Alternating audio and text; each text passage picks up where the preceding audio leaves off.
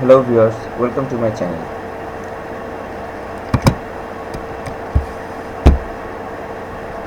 আবারও পোস্টার চুরি করলো বাহুবলী। বাহুবলী 2 নকল করলো triple x Returns of gender case এর পোস্টার। এখন পর্যন্ত এস রাজামৌলির বাহুবলীকে ভারতের সবচেয়ে ব্যয়বহুল সিনেমা হিসেবে বিবেচনা করা হয়। এপ্রিলে এই ছবির দ্বিতীয় ও শেষ কিস্তি বাহুবলী দ্য কনক্লুশন এর জন্য কোটি কোটি রুপি ব্যয় করা হয়েছে, কিন্তু ছবির অফিসিয়াল পোস্টারটি চুরি করা হয়েছে কিছুদিন আগে মুক্তি পাওয়া আন্তর্জাতিক ছবি triple x return of gender case এর পোস্টার থেকে। দীপিকা পাড়ুকোন ও ভিন ডিজেল অভিনীত triple x return of gender case মুক্তি পায় এবছরের জানুয়ারিতে।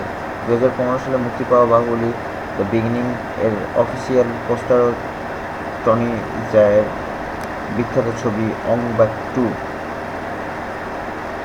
এর পোস্টার হুবহু নকল ছিল। বলিউড বাবল।